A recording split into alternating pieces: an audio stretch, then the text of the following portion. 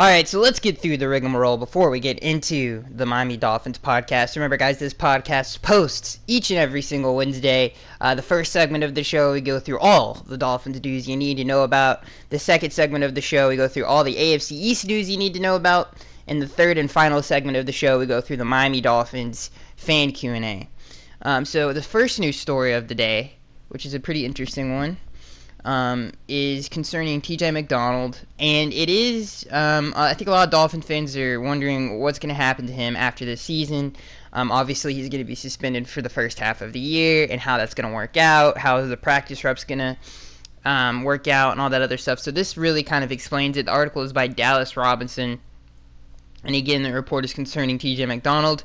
The Dolphins face a delicate balance with quote delicate balance with safety TJ McDonald, who is suspended for the first 8 games of the season, as James Walker of ESPN writes. Miami signed McDonald as a free agent, knowing he be banned for the first half of the year. But given that he's expected to be inserted into the starting lineup when he's eligible, McDonald needs practice reps in order to prepare. However, the Dolphins also need to prepare others such as Nate Allen and Michael Thomas, who will start in McDonald's absence. So that's not really, it really doesn't give you clarity on that. So what I take from this report is a few things.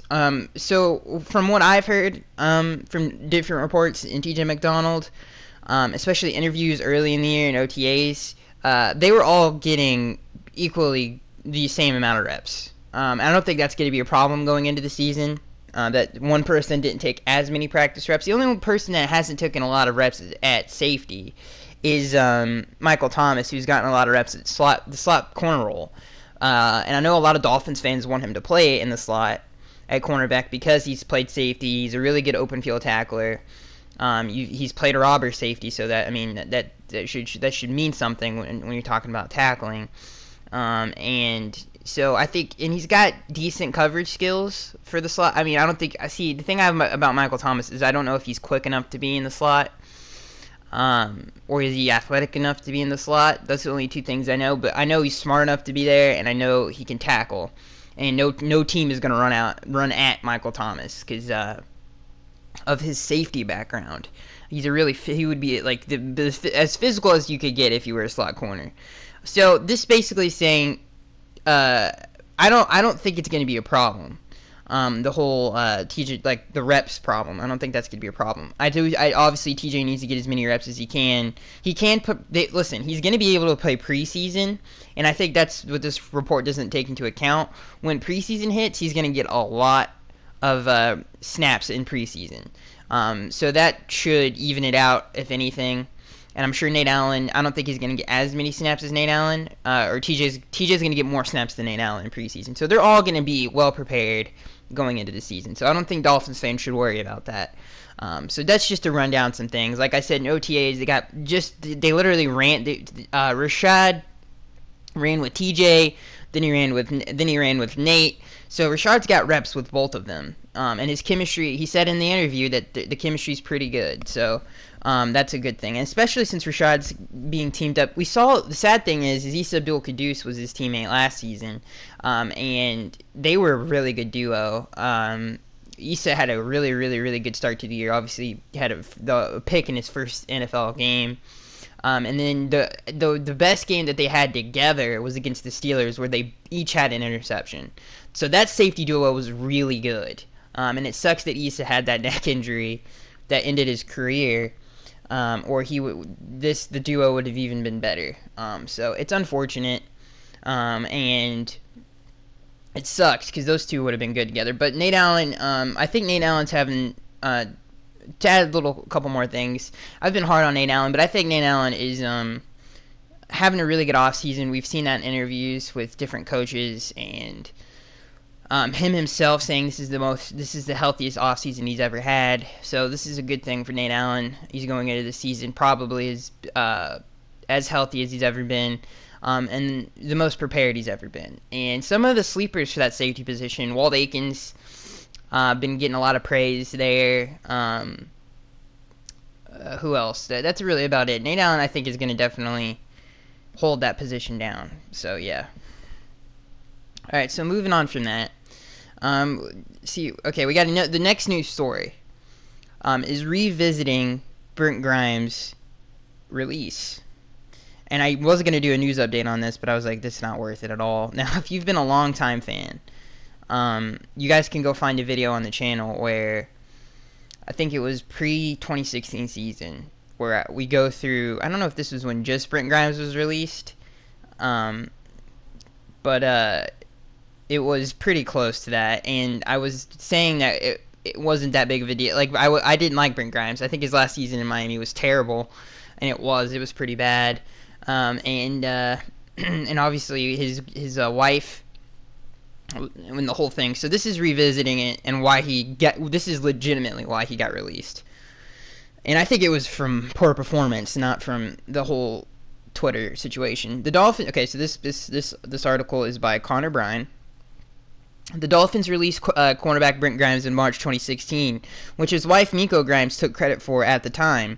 And again in an interview this week with Jack Dickey of SI.com, she said, quote, "People say I got him cut with my mouth," end quote, said Miko Grimes. And then she goes on again, quote, "Duh, that was the goal." While Miko Grimes has taken to Twitter in the past to make anti-Semitic comments and the Dolphins brass and attack quarterback Ryan Tannehill, her obnoxious behavior did not spur Brent Grimes' release, reports Mike Florio of Pro Football Talk. Rather, the Dolphins cut the now Buccaneer because of his size, his age, and the magnitude of his contract, writes Florio, which adds that they first tried to trade him. If you guys remember that, we tried really hard to trade him, and nobody wanted him. And obviously, then he ends up becoming a Buccaneer, and we're going to, when Chris Greer got hired as the GM, and then obviously when Adam Gase came in, there is no way on God's green earth he would have been a Dolphin after that. I don't think anybody in that building, especially the culture we have now. I'm not saying Brent Grimes is a bad dude. He wasn't like he didn't wreck locker rooms or anything. But I don't think he would have fit obviously the mold that we wanted to build when Vance first got here. He wanted to take from what Denver did in the no-fly zone and build a man coverage, big physical safeties, or excuse me, not safeties, big physical corners that will force you to throw in really small windows and take from what Denver did. You can go watch that interview, and he talks about how he wants to build what Denver did in their secondary. And so far, it's worked out pretty good. Our corners got more picks than the Legion of Boom did last season. They might not have been the most consistent group, although they weren't the most healthy group. They were pretty good, and I think Xavier is going to have a really good year this upcoming season. Because rookie cornerback years are so unless you're Patrick Peterson, that's probably the greatest rookie corner season in NFL history. I don't even think it's close. I mean, that was insane. Even Darrelle Revis didn't have that kind of season his rookie year. So he didn't become Darrelle Revis until his second year. So I'm hoping that happens with Xavier, and I'm sure it will. I'm not saying he's going to become Darrelle Revis, but I'm just saying he's going to be a much improved player, and he didn't have a healthy offseason last year. So I think ultimately, obviously he didn't fit the scheme we were trying to build. Because he's like 5'10". All of our corners now are 6'2" and up. They're that tall, which I love that. I think that wears down receivers when you have physical corners like that. You see that with Denver. They just wear people down. I mean, the smallest corner is their slot corner, and that's Chris Harris, who sometimes plays on the outside. But they also have people like Bradley Roby, who's a very underrated corner, who's a very big physical corner. He's not as physical as Aqib Talib, but he's man coverage corner. So ultimately, I think it was a good decision.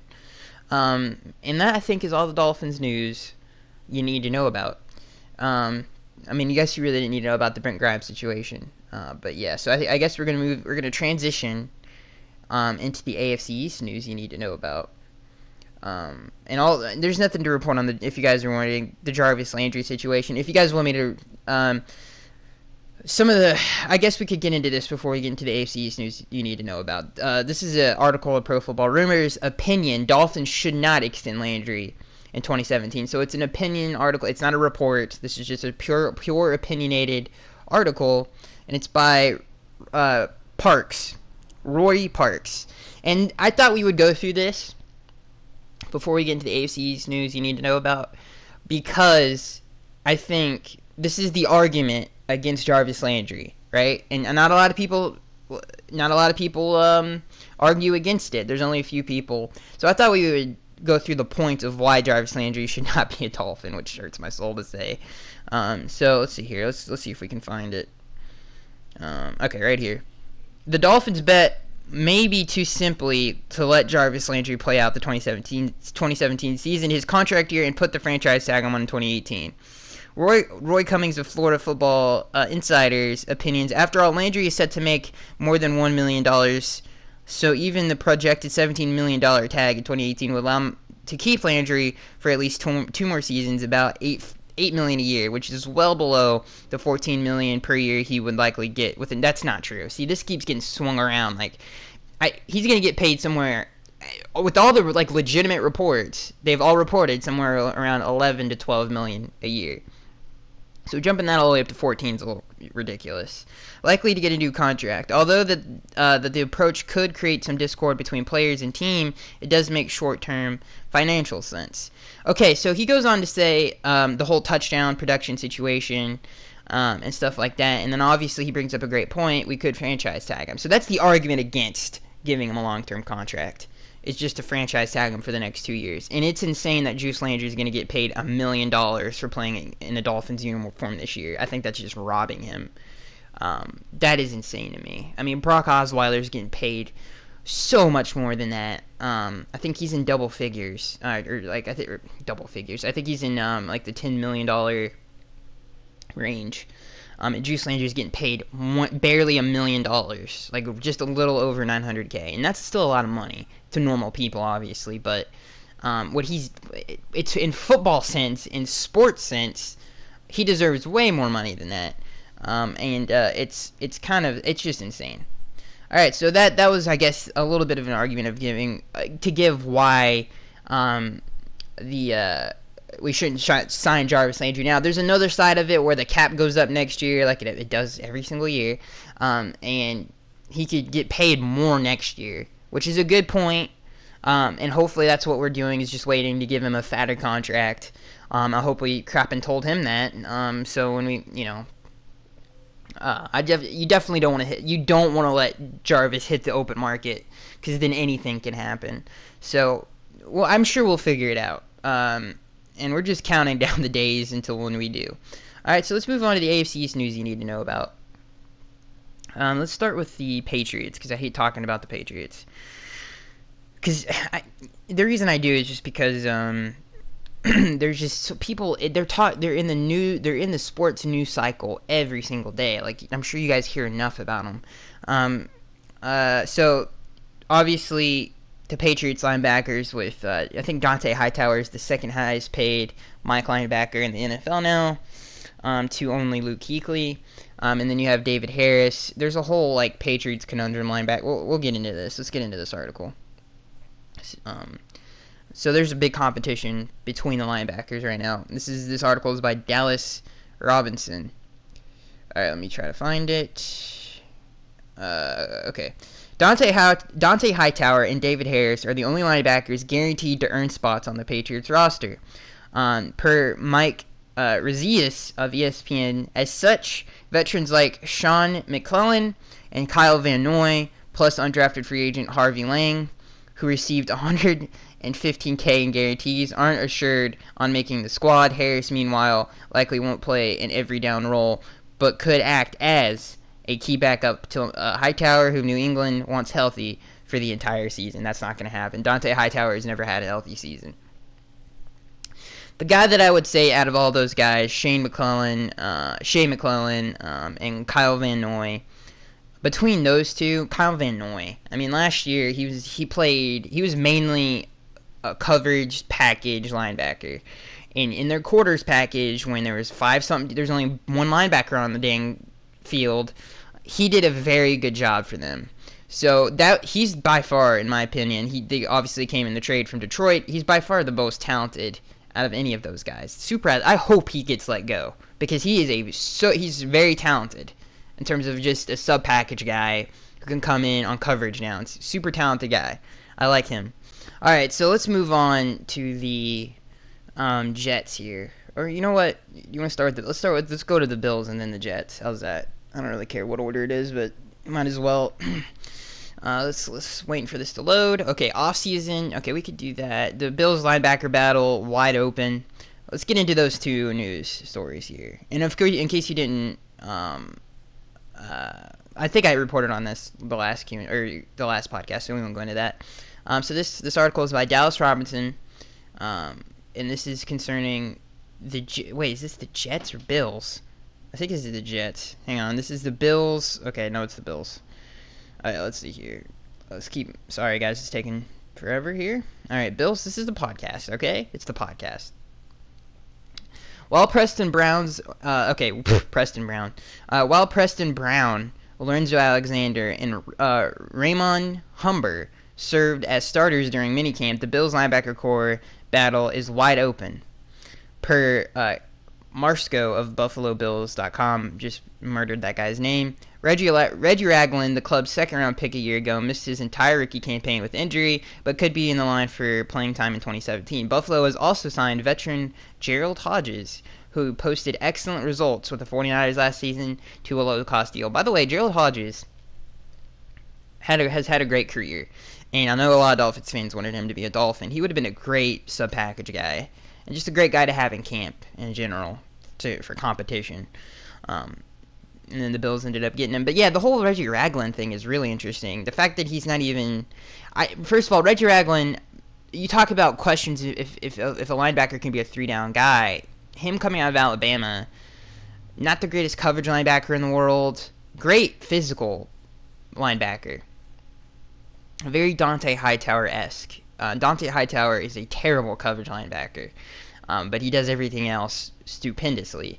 And same thing, very similar player in Reggie Ragland. They're very similar. So that's what you're kind of getting, is a watered-down Dante Hightower in him. So if you guys are wondering. So yeah, their linebacker, Preston Brown's a good linebacker.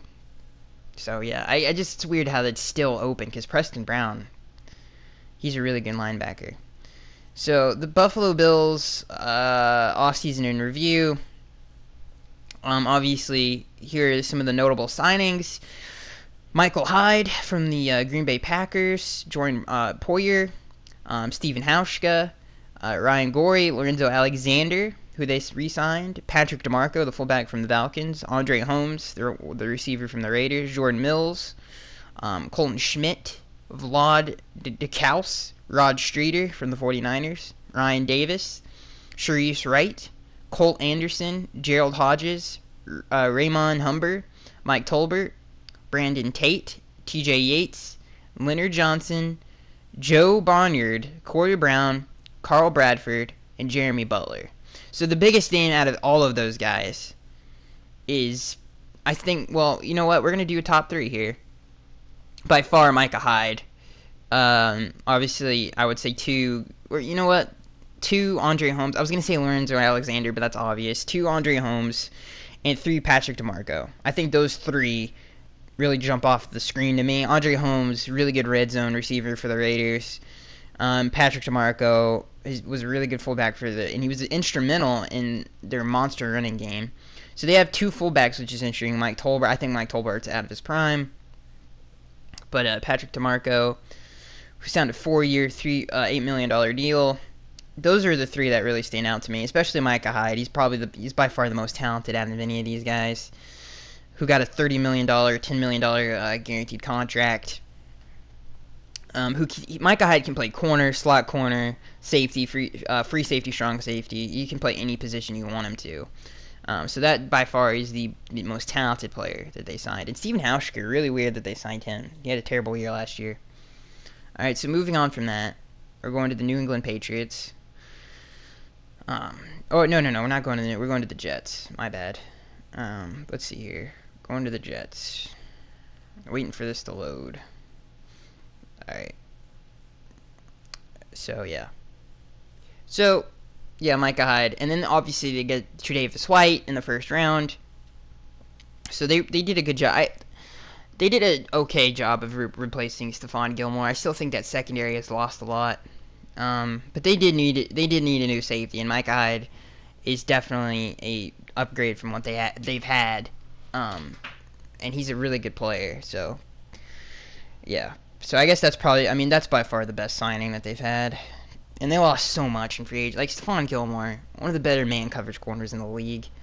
Alright, so this is the Jets. Let's see here. God, we got some Christian Hackenberg news. We got some D-line rumors. God, what are we going to go through here? Alright, we're going to go through the D-line rumors because I think that's probably the most interesting. This is the article by Connor Bryan. Let's see if we can get to the Jets here. Okay. There could still be major changes to the Jets' defensive line by week 1, suggests Rich of ESPN.com. The Jets have shopped Sheldon Richardson in recent months, and if a team comes along this summer willing to trade a third-round pick for him, Gang should take it. Steve McLendon, one of Richardson's prominent line mates, also might not be a lock to remain a Jet into the regular season. New York would like to see the second-year tackle Deion Simon emerge this summer. And if that happens, they make McClendon expendable, notes Simney, who did the report there. Sheldon Richardson, he's just a terrible, he's infamous in that locker room for being a terrible personality, I guess, showing up late to team meetings, not really being dedicated. And so was Muhammad Wilkerson. I don't think Todd Bowles has a good. That's why that's one of the bigger reasons they drafted Jamal Adams, is to fix that locker room. So I don't know if he did become a free agent, would we go after him if Jordan Phillips didn't pan out? It would be a nice idea. So I that's something to keep your guys' eye on, because Sheldon Richardson's super talented, one defensive rookie of the year, and is one of the better pass rushers from the interior position. Alright, so this is another Jets report on Quincy Enunwa, and this is by Connor Bryan again. It's quote, hard to argue with the idea that the Jets are tanking when everybody else sees all the stuff that's going on. Wide receiver Quincy Enunwa admitted on Sunday via Zach Braziler of the New York Post whether the Jets actually are tanking is debatable, but it's clear they're rebuilding. The team has released a slew of veteran receivers, including Brandon Marshall and Eric Decker, since last season. When healthy, those two were above Enunwa on the team's depth chart. Enunwa is now the Jets' clear-cut number one option, having broken out as a third-year man in 2016 with 58 receptions, 814 yards, and 4 touchdowns. With Josh McCown, Christian Hackenberg, and Bryce Petty as the Jets' choices under center, Enunwa seems unlikely to benefit from high-end quarterback play this year, but with the Redskins unable to lock Kirk Cousins up beyond the upcoming season, that could change in 2018. The Jets have upward of $8 million in cap space next offseason, which could make them a suitor for Cousins if he becomes a free agent.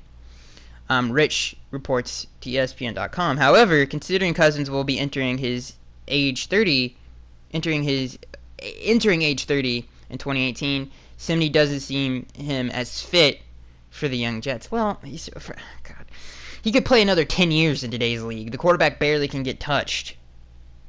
People forget how much the rules have changed, since even Peyton Manning played. If Peyton Manning played right now, if coming out of Tennessee, Peyton Manning played right now, he could play well into his 40s. So obviously Tom Brady did a great job of taking care of himself, and he probably is going to play. I don't think he will, though. If you look at Father of Time is undefeated. I don't know why I'm going through this, but if you look at Tom Brady, I'm going off topic here, but yeah, the whole Jets thing, Christian Hackenberg, Quincy Enunwa, the clear cut. They got Robbie Anderson still. They drafted what's his name out of Alabama? The receiver out of Alabama that I cannot say his name. I can't remember his name right now. Talented kid. They drafted Jordan Leggett, the tight end out of Clemson. So yeah, their youth movement in the receiver group is quite obvious. That's it. And obviously they're waiting to see if Christian Hackenberg. I hated Christian Hackenberg coming out of college. There is tape out there of Christian Hackenberg that is hard to watch. It's bad. I can't remember what the game was right now, but when he played higher competition, it's bad. His accuracy was all over the place. Anyway, back to Tom Brady. I don't know even what I was saying. Oh, the whole him playing into his mid-40s. If you watch Tom Brady just 3 or 4 seasons ago, his arm was better than it is now. Obviously, Tom Brady ranked in the 20s, and again, they don't pass deep, but neither do we as the Dolphins. And Tannehill still is in the top 5 in deep ball accuracy, 20 yards plus down the field. And I'm not saying anything to disparage Tom Brady. I'm just saying his arm was clearly better 3 years ago. That's all I'm saying. So Father Time, undefeated. And the whole Kirk Cousins going to the Jets thing, if he was ever going to be released, Kirk Cousins loves to win games. If you ever watch interviews with the guy, high character dude, football winning is everything to him. Would not be surprised if he went to the 49ers, which they're not ready to win right now, but their team will definitely be much improved a year from now. And Kirk Cousins would, elevate them to a playoff contender, I would think, or at least be competitive. But I think that would be somewhere he would go. I think he would go to the Bills way before he would ever go to the Jets.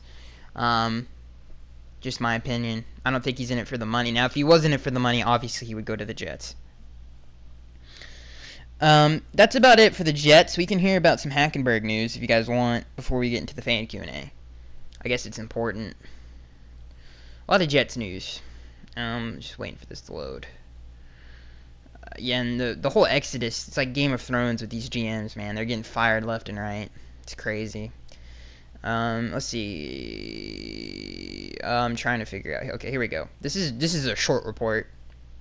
Daryl Slater of NewYorkJets.com makes a series of predictions for the Jets, with the most interesting being that he expects Christian Hackenberg to be the team's starting quarterback no later than Week 12. New York has a Week 11 bye, and he expects Todd Bowles to make that move in 2018. So before the bye, I guess prepare Christian Hackenberg. I doubt that. It is super counterintuitive to me. The Jets are going with this youth movement. They're getting all these young wide receivers in. And they're not going with the young quarterback just to see what they have. They still have Bryce Petty. So you could test both of them out. We saw some Bryce Petty last season, and it wasn't terrible. He won a game in San Francisco. It wasn't terrible. And I hate Christian Hackenberg. I don't hate Christian, but I don't like him. I don't think he's going to be a good quarterback. Just from a talent standpoint, not anything personal. All right, let's move on to the fan Q&A. A lot of news in this podcast so far, which is pretty nice. Alright, let's move on here as it loads. And I know some people have been upset. Before we get into the fan Q&A, I want to ask you guys a question. And I'm going to ask this question again. So even if you guys didn't get this far into the podcast, I asked 2 questions. Do you guys want the fan Q&A portion of this podcast? Because I can cut it out and release it on its own. If you guys want that, let me know. Second question is, what is your go-to jersey on game day? What is the jersey you wear the most? For me, so this is going to sound really weird, but I'm not superstitious, but I guess I am in a way. I wear my Dan Marino jersey when we need to score, and when we need defense, I wear my Cameron Wake jersey. So that's what I do. Yeah. So what is your go-to jersey on game days? I do that, and when we need both, I wear both. I wear I wear my Marino on I put on my Cameron Wake first, and then I put on my Dan Marino jersey. But most day, like from the majority of the season, I wear my Dan Marino jersey. So yeah. There you go. And I'm a retro guy when it comes to jerseys. It takes me a while. If I was to get like somebody we just drafted, I'd never do that. I always wait to see how he turns out to get that jersey, because you don't want to spend money on a jersey and then the guy leave. Like, you see a lot of people with Ted Ginn jerseys. Like, dude, did you really have to get the Ted Ginn jersey? And obviously that, just stuff like that. I just have to wait. But I'm a retro guy. Retro first before I get newcomers. All right, so let's get into the Miami Dolphins fan Q&A. Again, this is something I need to take care of before I forget. The Republic Finn, he asked a question. He says, do you think Kirk Cousins is a great option if Ryan Tannehill doesn't pan out? And I think Tannehill is going to have a tremendous season this upcoming season. Obviously, I predicted that he's going to win the team MVP for his second time. But yeah, I think, no, I don't think Kirk. I think going through the draft, especially since this quarterback draft this upcoming season is very good. So I would go through the draft. I think Adam Gase grooming somebody from square one is better than going to get Kirk Cousins, who's age 30 at that point. So yeah, I think going through the draft would be better. What else? What else am I trying? Even though Kirk Cousins, I think he's a pretty dang good quarterback. So what am I trying to think? Okay, yeah. So Republic Finn, I apologize that your question is, it's going to be very hard to get into the fan Q&A, and if it doesn't, your questions will be answered in the Miami Dolphins podcast. If you do not watch the Miami Dolphins podcast, I apologize, but that's just the way it is. I can't be biased towards other people, and I apologize for that, but I just can't. And if it doesn't get answered in the fan Q&A, it's definitely going to get answered here. And if somebody could, if you did make it this far into the podcast, can somebody please keep an eye on that for me? If he complains that I didn't answer the question, please make sure to tell him that his question was answered in the Dolphins fan Q&A. And hopefully that doesn't come off rude. And I really appreciate the Republic Finn. You're a great, one of the better, he's been a fan for a very long time now, and I appreciate him because he has been one of the more dedicated people on. He's been with us for a very long time, and I definitely want to make sure I answer your questions for sure, because of that. So you are a priority, Republic Finn, but I can't get everybody's question in the fan Q&A, so hopefully you get this. And again, I think going through the draft would be a better idea. All right, so let's get into the Miami Dolphins fan Q. Or we're already in the Dolphins fan Q. I don't know what I'm talking about. So Ronald, this question comes from Ronald. He says, do you like the current NFL alignment, or do you think the league should take a look at the realignment? I don't know what you're referring to right now. If it's the schedule alignment, not really. No.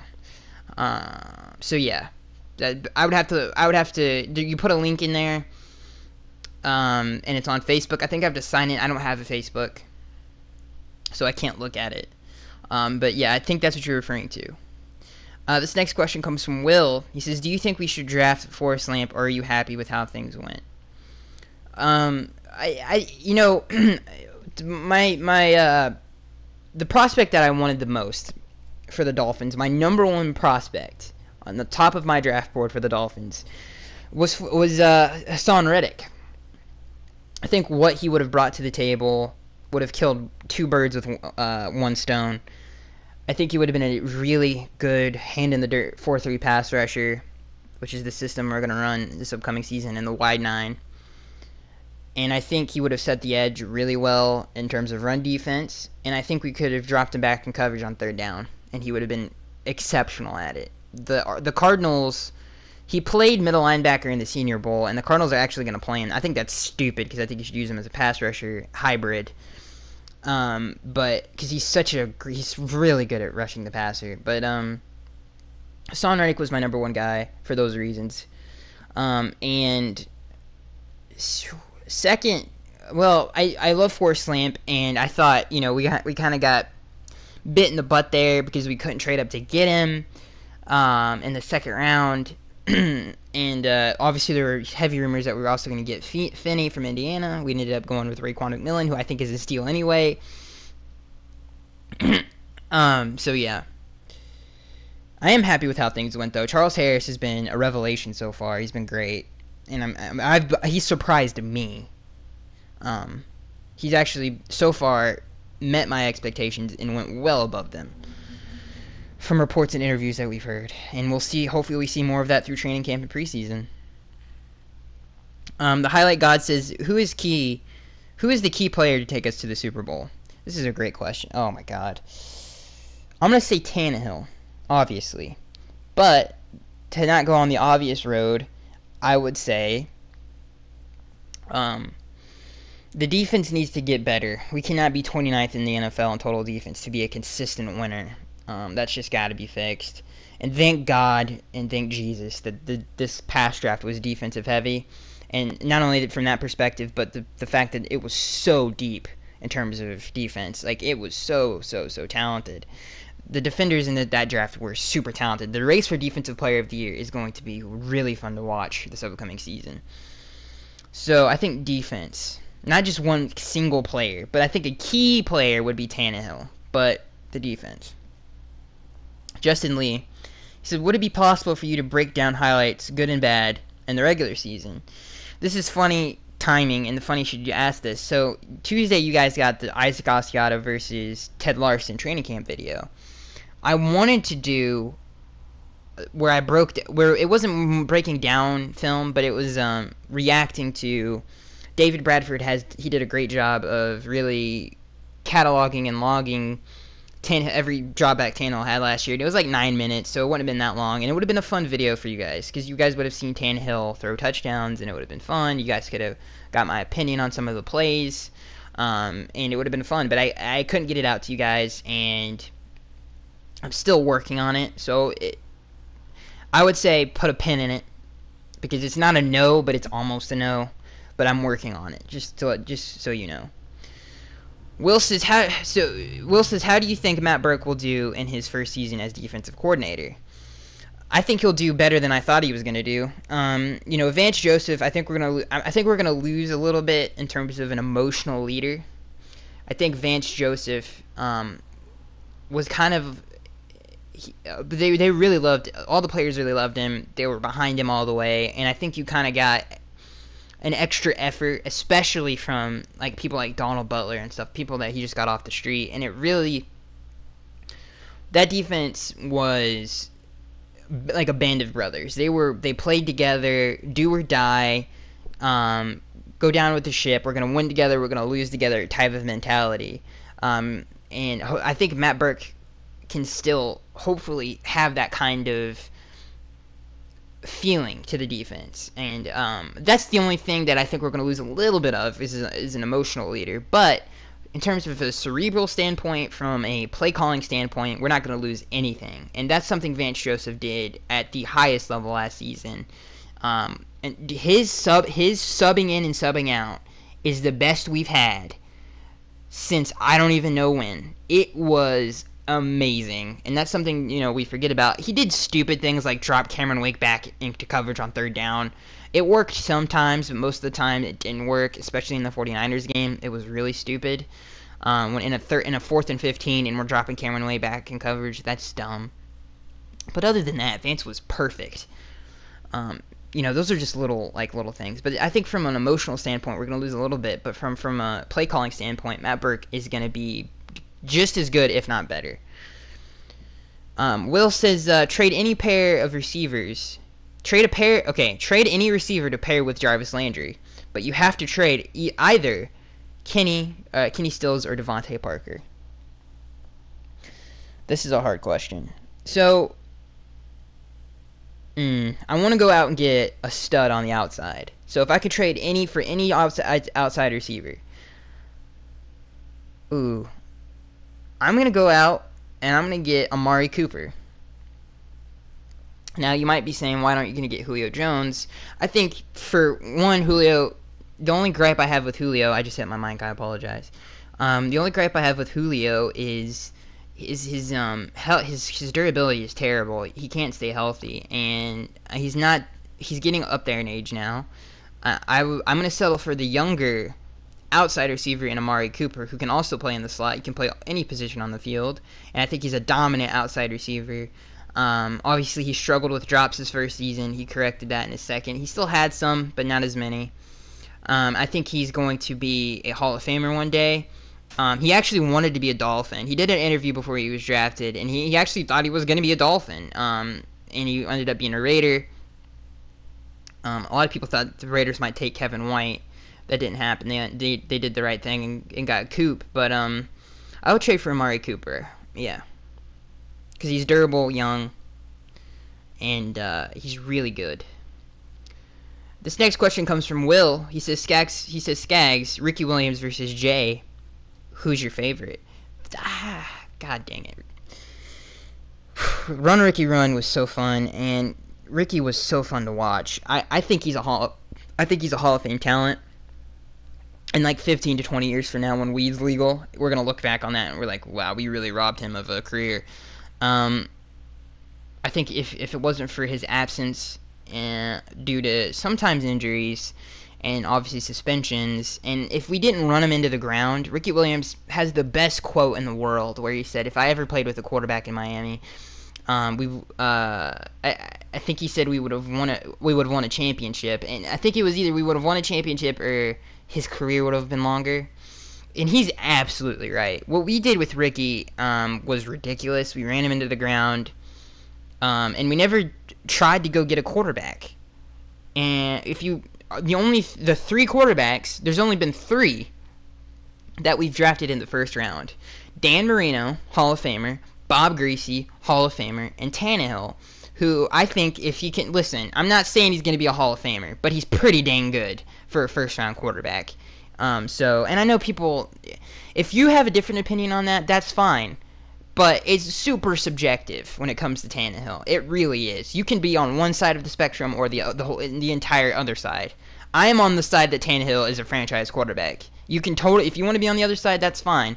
But I don't think you can make I don't think you can make an argument that he isn't the third best quarterback in franchise history. I just don't think you can. I mean, his competition is really weak. But in saying that, what the heck was the question? I got off topic there. I got into the Tannehill thing. Hang on. What was the question? Can this load, please? Oh yeah, the whole Ricky Williams never had a quarterback. If Tannehill had Ricky Williams,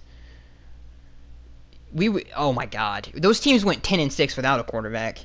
And some of those teams before Ricky got there went 11-5, and went to the playoffs with was it Jay Fielder at the time? It's been so long ago, we've been through so many quarterbacks, but yeah, I think it was with Jay, at the time. So yeah, I think Ricky Williams, I think if Ricky ever had a quarterback, he would definitely be my favorite by far. But Jay, we've had one really good season of Jay, and it's hard to pick Ricky over Jay. And I think Ricky would be in the Hall of Fame if he ever had a quarterback. But who's my favorite? I'm gonna have to go with I love them both equally. There you go. Will says, Skaggs, he says, do you think the 2008 Dolphins Wildcat team would beat the 2016 Dolphins? I think they would score a ton of points again. Like, if we're 100% healthy, no, I don't think that team could beat us. But if it's the team that was against the Steelers that was devastated with injuries, then probably the 2008 team. Because Tannehill obviously wasn't in. Matt Moore was starting. I'm gonna say the most healthy it could be 2016 versus the most healthy the 2008 team could be. The 2016 team would beat the 2008 team. So I'm gonna say the 2016 team. Will says, do you like the throwback jerseys more than our current home jerseys, or do you think we should change the new ones to new ones? I love every Dolphins jersey, and I know that sounds stupid. Obviously, I love some more than others. I love the home throw. I love those jerseys I love them so much. And I think we should probably stick with those. But I love the 2010s Nike ones. I thought those looked really good, especially the away ones. Those looked really good. Those jerseys were so good. And so were the home ones. Those white jerseys, I love those white jerseys. Those white jerseys were pimp. So, I wouldn't mind going. I don't know. It's really hard to choose. But I love them all. This next question comes from Mike. He says, did you actually get to fool around with Kelly LeBrock on the set of Weird Science? Not a Dolphins question, Mike. And he has this joke that I sound like Anthony Michael Hall from those old movies. He sounds like Farmer Ted from, I don't even know what movie that was, but yeah. Yes and no, Mike. It was a good time. Mike says, do you think you would make a good Bachelorette on Revis Island? Yeah, absolutely. I would win it. Colin Klein, he says, do you think Miami is transitioning to this is an actual Dolphins question. Colin Klein says, do you think Miami is transitioning to a man-based scheme in cover one with Jones as the robber safety, with acquisitions on run-stopping specialist linebackers in Lawrence Timmons and Raekwon McMillan? I believe that with Jones back, we will transition back to a more cover 1 and 3 looks instead of our zone-based scheme in 2016 due to injuries. To conclude, do you think Miami's more aggressive approach would lead to a top 10 to 5 defense? Okay, so there are like 3 layers to this to answer this question. The first question is, the first thing I want to kind of, not correct you on, but I just kind of disagree with. Run-stopping specialist linebackers Lawrence Timmons and Raekwon McMillan, I would take that off of Raekwon McMillan. I think he's disproved that he's not that he is only a two-down player. I think he's disproved that so far. I mean, obviously we need to see more of him. I'm not going to take that label like fully off of him, but I think to call him that now is a little harsh. Because I think he's disproved it so far, but I get where you're coming from. That's just my opinion. I just kind of disagree with that, but yeah, I totally agree with the whole going back, because that's something Vance wanted to do more of. That's why he was gearing the defense, he was building the defense towards as being that man press-based, aggressive, tight windows, get the pass rush, giving the pass rush more time with more physical corners that will wear down receivers. I think that scheme, definitely we will go back to a more cover 1 and cover 3 and 3 look instead of our, yeah, I think that. But will it translate to a top 10 defense? It definitely can, but I think going from 29th in the NFL in total defense to all the way up to a top 10, it's possible with the talent we have. But to rear back the expectations just a little bit, I think more realistically, a defense from the 14 to 12 range would be a little bit more realistic. But yeah, I think we definitely can get into the top 10 with our talent. This next question comes from Antoine Jackson. He says, do you like Kenyon Drake or Damian Williams better? I like Kenyon Drake more because his vision, his talent it's just better than Damian Williams. You saw that against the Buffalo Bills. His size and speed combination. He has the speed of LaShawn McCoy, and Shady's barely 5'10", and Kenyon's 6'2", all of 6'2". He's a really big dude, and he has that kind of Shady McCoy speed and quickness. So I think I'm going to go with Kenyon Drake on that one. Gamerific. Gamer underscore... I can't see. I got to get some glasses here. He says, who do you think goes to the playoffs, Tannehill or Adam Gase? I know it's a hard question, so you don't have to answer. A combination of the two. Steve says, who will be our third linebacker as Kiko and Timmons will be two of them. I'm thinking the rookie. Yeah, you're right. Raekwon will be. Ken Anderson says, Skaggs, what do you think our record will end up being overall this season, and do you think it will be good enough for the playoffs? Ken, I do not predict our season ever, but we definitely are. We are more talented than a wild card team. We are a super talented team. That's what I'll say. Neil Max says, how do you feel about the national media take on the Dolphins for 2017? Nelmac, he says, how do you feel the national media take on the Miami Dolphins for 2017? Because it ticks me off that everyone gives us no shot this year because we lost to the Steelers in the playoffs, and they also dismiss our offseason like we didn't make any upgrades, and fail to realize that we had other injuries. That's because the reason people, when you look at analysts, they don't know that much. They're not like you who, they don't know in depth on some football teams. They just don't. They just know the most popular teams, and that's their job is to talk about what's hip. If today the Cleveland Browns were let's just say they had like somebody like Steph Curry on their team, who's super popular, the team's winning, that's all you would hear about is the Cleveland Browns. So it depends on what the media, gets them the most views to talk about. What team has the most bandwagon fans at the time? So it's understandable why they don't talk about us enough and why they don't know that much about our team. Now, some people do in the media. I'm not saying everybody. Some people actually are really good at their jobs and know every single football team situation. But most of the time, the more popular shows, they don't. The Republic Finn says, what part of our schedule worries you the most? Worse for me, it's after our bye week. No game worries me because I'm really confident in our team. But the games that we need to win are all in December. The one New England game in both of the Buffalo Bills games. Lou says, which preseason game are you most excited for? Ooh. The dress rehearsal game, because that's when we get to see the starters play the most. Lou says, do you think Jarvis Landry will sign before the season starts? No, I don't think so. Lou says, do you think we will struggle if I answered this question. If in the running game if J.J. goes down in the fan Q&A. No. Let's see here. The game. Oh, this is a great reply. Jonathan asks, what positional battle are you most excited to see in training camp? And then Cullen responds, Lippett and Howard battle it out for the number 2 corner. That's going to be a good one, because Tony Lippett has had a very good offseason so far. The Gamer12345 says, who do you think will get the Dolphins 2017 MVP? Ryan Tannehill. The Gamer12345 says, if Tannehill ends up not having a good year, would Sam Darnold be the best option? Yes. I like Lamar Jackson. I like Josh Allen. I like, like some of the more underrated guys, Baker Mayfield. Those are all interesting prospects. The Gamer12345, he says, how do you think the 2017 AFC playoffs prediction? What do you think? 1 seed the Steelers, 2 seed the Patriots, 3 seed the Raiders, 4th seed Houston Texans, 5th seed the Dolphins, and the 6th seed the Baltimore Ravens. Can't comment on that because I don't predict. Mikhail Hansen says, I just need to hear it from you. Do you actually think we're going to re-sign Jarvis Landry this offseason, or do you think it's going to be a better idea to wait a year?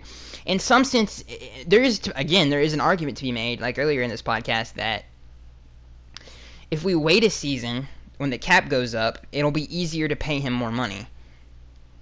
So, yeah, I don't know. It's a hard question, but then, if we let him go into the open free market, it's a whole situation. Ronald says, what is your assessment of Demore Stringfellow? At his size and speed, where does he fit if he makes the team? I need to watch more Stringfellow tape, to be honest with you. I can't give you an assessment of him. I couldn't give you a constructive breakdown, Ronald. I'll have to get back to you on that one. T-Zone says, who do you think will be our starting cornerback weak side alongside Howard? Tony Lippett or Byron Maxwell? I think it's going to be the other way around. You know what? Both of them could beat out Maxwell, because it could happen, knowing Adam Gase. Colin asked, this is a reply. Alright, I think that was the last question. T-Zone ended it off there. We had some replies to that question. I don't know. Colin says, what did I just read? You need to go watch his pro film. He has wait. Okay, Ronald replied. He says, starting cornerbacks for me would be Lippett, Maxwell, with Howard, Tankersley, Akins off the bench. For me, Howard sucks. I watched games he played and have a hard time seeing why everyone automatically... Okay, so Ronald doesn't like Xavier. I love Xavier. I think the Dolphins organization really loves Xavier, and I do too. So yeah. That was the last question. But yeah, to answer your question, T-Zone, again, to end it off here, who do I think will start? I think it'll be Byron and Xavier, for sure. All right. So that was your Miami Dolphins fan Q&A, and that was your Miami Dolphins podcast for this week. I hope you guys enjoyed. Also, if you enjoyed this podcast, there's so many more podcasts on the channel. There's a lot of Dolphins content on my channel, so if you want to go check that out, hit that sub button, and daily you will get content on the Dolphins and the NFL. We do an NFL podcast and an NFL news update every single week, and a Miami Dolphins update. And that is going to be it, guys. Remember, let me know what you guys' favorite jerseys are down in the comment section below. And let me know if you guys want me to cut out the fan Q&A separately. Cut out the fan Q&A portion of this podcast at a later date and then upload it. Let me know what you guys think about that idea. And I am Skagster1083. And make sure Republic Fan knows I answered his question. And I am Skagster1083. This has been your Miami Dolphins podcast. I'll see you guys in the next one.